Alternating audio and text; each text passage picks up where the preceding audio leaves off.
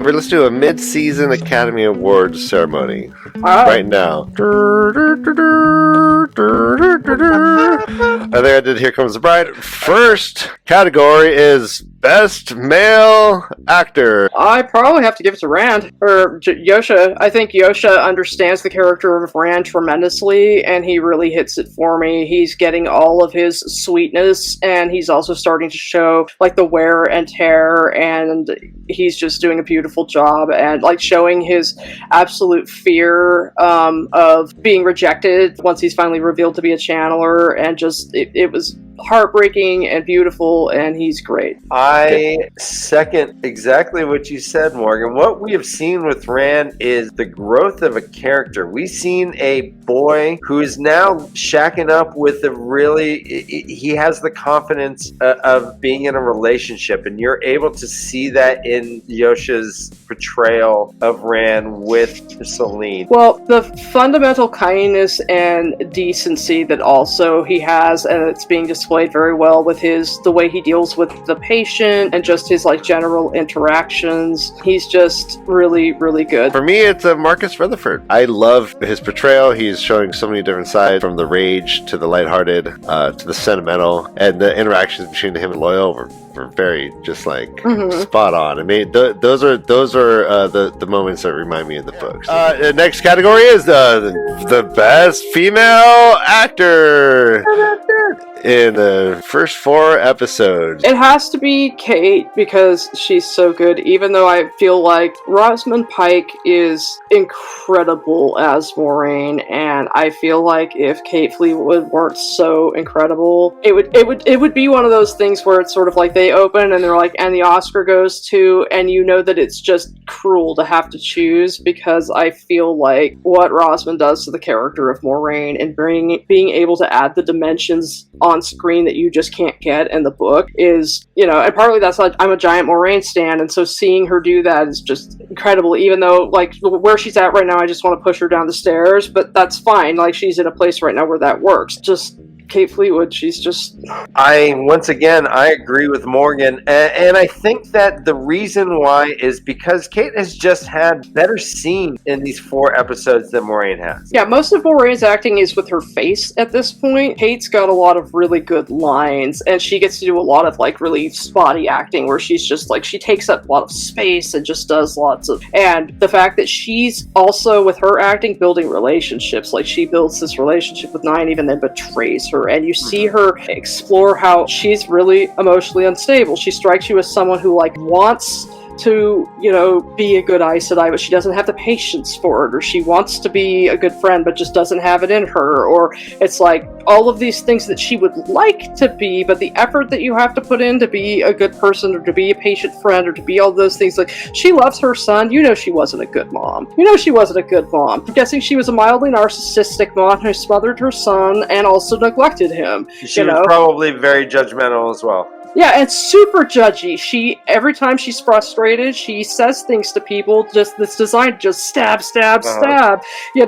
She's an asshole, but also someone who you could tell, like, wants emotional connections to people, but doesn't know how to do it right. Like, she's just got all of that going on, whereas Moraine is so closed off, and because she's not having relationships with people, you're not getting her reflecting off. So it's just sort of like Kate can't help but steal the show, because she's going around and wrecking everyone and just, like, Leandrin, I bet, did a lot of, like, I'm not mad, I'm just disappointed. Did a lot of silent treatment. She mentioned all the little insecurities. It was just always with the insecurities. Yeah, she's like, are you going to have another Twinkie? Martisu, no. Rafe is on record as saying that he's doing Elida. Their paths are completely different. I highly doubt that they're combining the two of them. I think that they're probably going to combine her with characters like Galena and Katerin, a lot of high-powered, and possibly, honestly, I think they might combine her with Alviarin, and that she might end up being Elida's keeper. her. So Leandrin, I think, I mean, her whole thing with,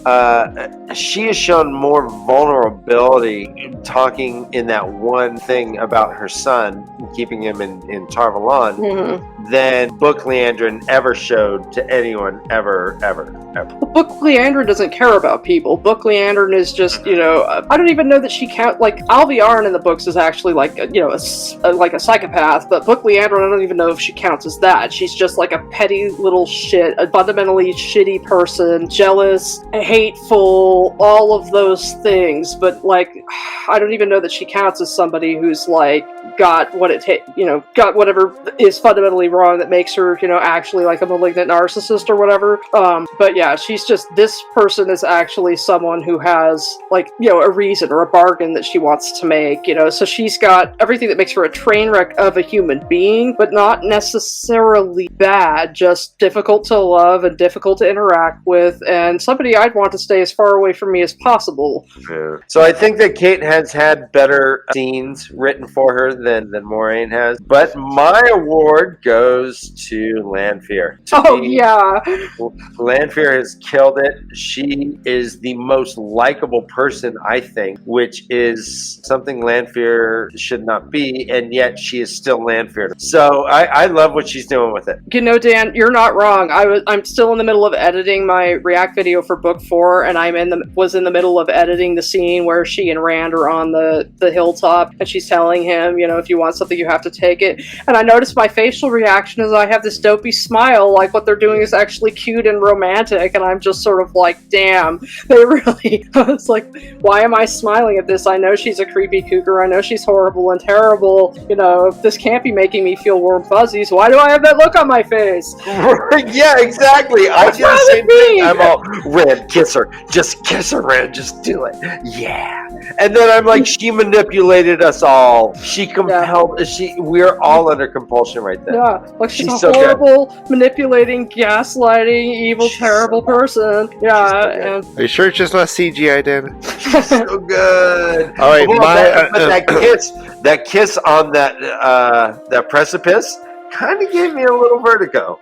I'm not gonna lie. I was taking a step or two back from the edge. Don't like any of that. Yeah. Sometimes I get dizzy when I kiss. They're like goats. Like, what are you guys doing on the side of the house? Just get away from the end, would you? Also, she must have said to him, like, let's sleep outside under the stars for whatever stupid reason. And he had to have been like, but why when there's a cabin with a really good bed? Yeah. She'd be like, there's a cabin like 12 feet away. And she couldn't be like, because it's easier to be outside. I don't want that Myrtle in my house because ick, but I need him, we need to be there for him to have easy access to you so I can, egg you onto channel. My vote is Rosamund Pike. The entire season starts off with her in the bath, and I thought that was riveting and compelling and heart-wrenching. Yeah. And I think that she is able to keep so many different motivations and forces in her face alone. She's not given a lot of lines. She has not only been able to act like a woman on the edge,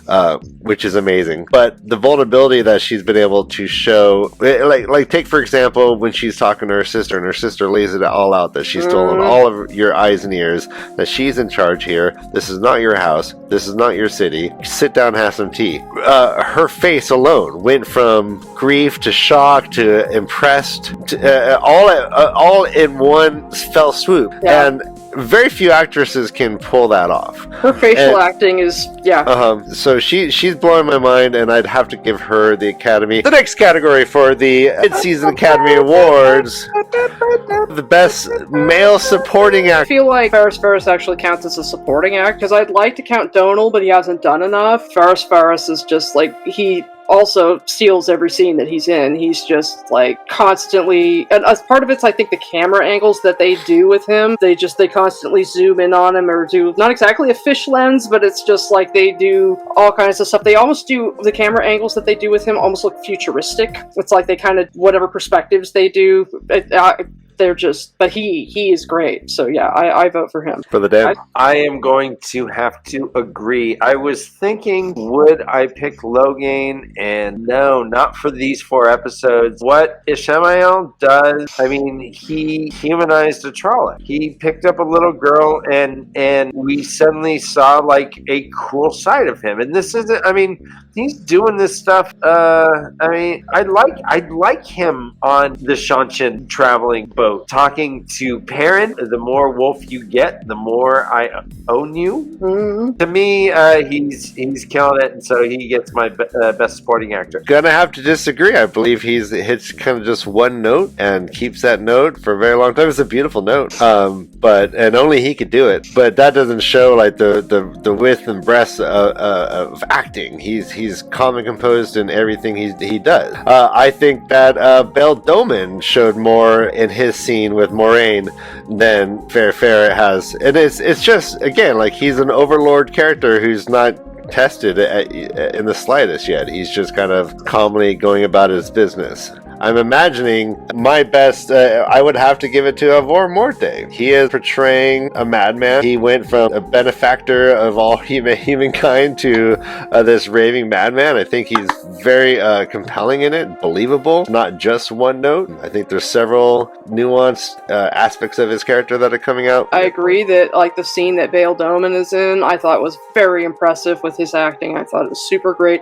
I'm assuming we're going to see him again, considering she told him, go to see at East or West. I'm excited to see him pop up again. So the next category in the Mid-Season Academy Awards is the Best Supporting Female Actor. I'm gonna have to have a tie between Kira Coveney. Okay. She's perfect, like perfect in a way that I don't think that, I mean, I knew she was gonna be good, but it's like she manages to nail Elaine's, all of her contrasts of her being tone deaf while managing, wanting to be sensitive, and her, like privilege, but like her desire to have friends, like just because she's a character of all of these contrasts, and her like just little glimpses of like when she's like, I'm not going to rat out the person who let my maids in, I will take the punishment, and doubling down when Sheriam's like, I'm going to beat the shit out of you for 3 months, and she's like, right on, before breakfast or after, bring it. You could see that Egwene is very fucking impressed about it. Like the whole, just everything that she does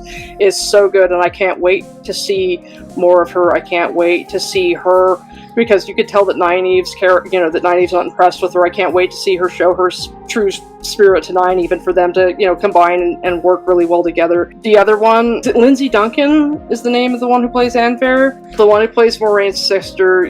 She hasn't had a lot of scenes, but she's so good. Like just the difference from her attitude toward Rand and the way she's kind of great gaming at the party, coming across as very, sweet, kind of, feeling out, giving him all the dope on how the hunt for the horn isn't real.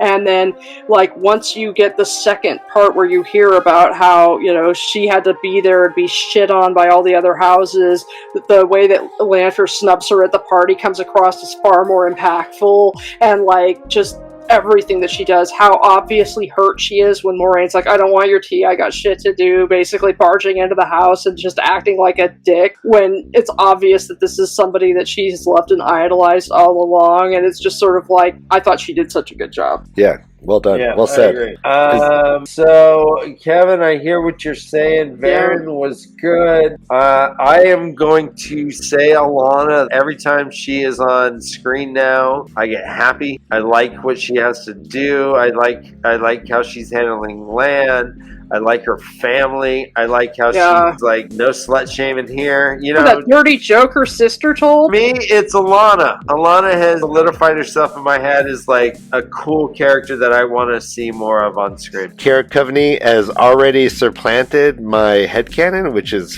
fascinating. But I remember thinking that when they first announced her and we talked about her on the show, it's like, she does seem absolutely perfect, and she's playing it out perfectly. Doesn't have a lot to do so far, except kind of be perfect. That's going to change, obviously, and I can't wait for it to change. So it's hard to give her the award because she is just kind of playing perfect princess. Hell, she's she's bringing the beers. She's the life of the party. She's a love home brewer, Yeah. guys. I No, know. it's Home amazing. brewers are pretty cool. I have to give the award to Lindsay Duncan because she's an amazing actress. That fragile power, which is real power, it's still power. But then when she's talking about how no one's going to laugh at the Damagers again, and the kind of the sinister underpinnings of that, I thought was amazing. It didn't come out in language; it came out in her body language. I'm like, bring me some more Dama drama. I want some more of that. Yes. Yeah, nice.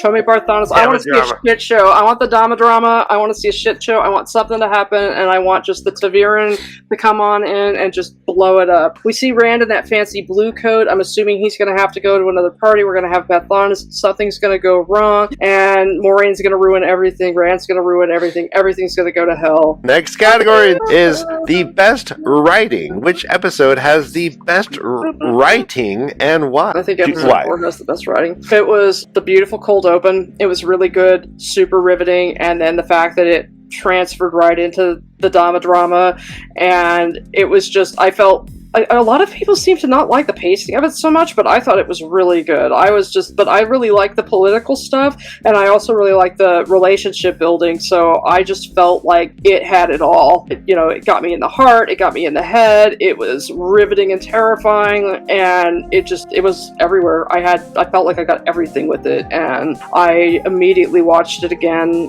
I was just in love with it. I think I want to say episode 2. That's a good one, too.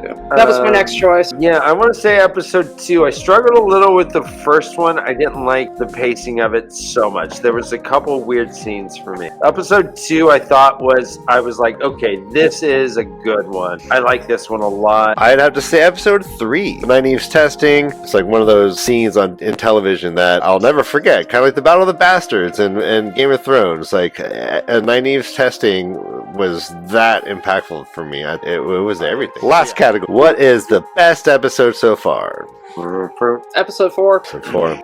Controversial. I know, I was very surprised. I saw a Twitter poll, and I was shocked to find out that the majority of people thought that episode 3 was the best episode, because I found episode 4 like a cut above the rest. I'm going to say episode 4. I really like Rand and Celine together. I like their scenes together. I think Rand needs someone who's into him. That's why I like Min. Min is just like unconditionally into him, and that's what Celine is giving Rand here. And I think that she is genuine. And I'm going to have to give it to episode 3. I think it's the best written. As I just said, I thought it was the best pacing, but we do have memberships available on YouTube. Join us. I think there's a nominal monthly fee, and it's all goes to help us continue doing this. Everyone, be nice to each other. Run for your lives. Yeah. This is the way of the Leaf. I love you and I'm proud of you.